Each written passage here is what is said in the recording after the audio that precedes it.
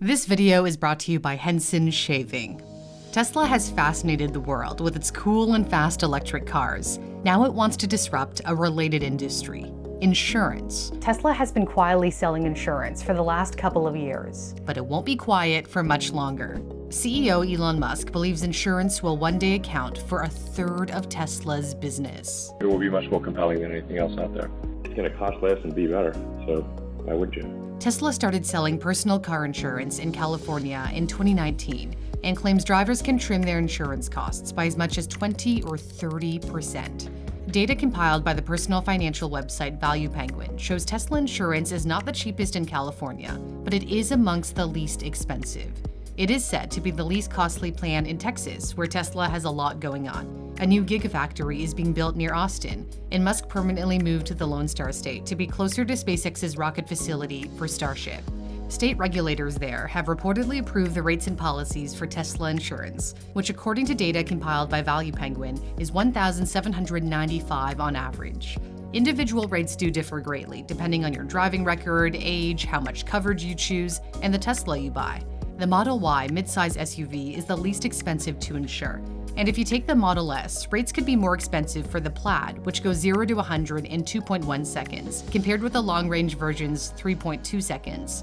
So why can Tesla afford to lower insurance rates?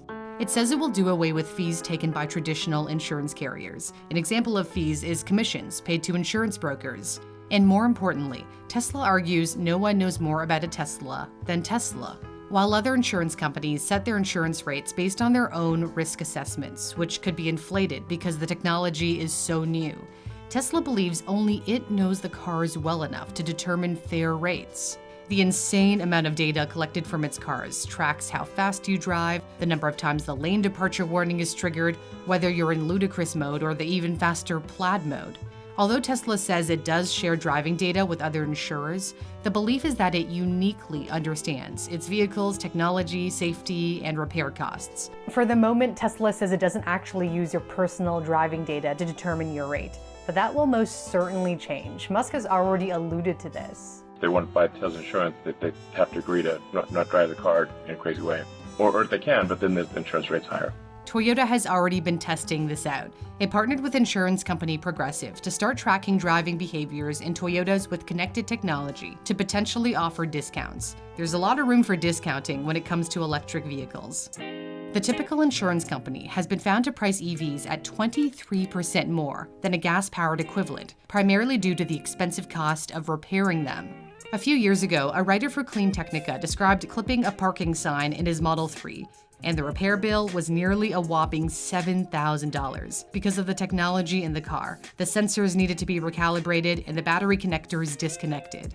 Tesla thinks it has an advantage here as well. The company says its own service centers can work 4 times faster than conventional ones. The number of Tesla repair centers has been rapidly expanding, and the goal is to reportedly open up 1 new shop every week in 2021. But ultimately, Tesla wants to make its vehicles so reliable that you won't really need to visit a service center. Tesla believes its self-driving software, called Full Self-Driving, or FSD, will make its cars safer and less prone to accidents. This is the software that Tesla hopes will take its cars from level 2 autonomy, in which the driver has to be prepared to take the wheel, all the way up to level 5, in which the driver doesn't have to pay any attention at all. Tesla will even offer insurance discounts for those using their driver assistance systems. If and when Teslas are able to fully drive themselves, it doesn't mean accidents won't happen. Technology can fail, or humans can fail to use it properly. So how on earth will other insurance companies assess the risk? It will be easier over time as more data comes in that will better inform companies about pricing risk in line with reality. But they may have a hard time catching up to Tesla, which is now seeking to offer coverage in Texas, Illinois, and Washington. The goal is nationwide coverage and one day, perhaps global. It's clear that Tesla wants to offer a complete package to the consumer. Apple has done this successfully by creating an ecosystem where its devices are designed to work seamlessly with one another, which entices you to buy them all. Tesla is also trying to build its own ecosystem, in which your house has a Tesla solar roof that generates energy that can be stored in a Tesla Powerwall, which can power your home at night or during an outage. The Powerwall can also charge your Tesla, and then you can purchase autopilot and full self-driving software for your car, and your car is conveniently covered by Tesla insurance.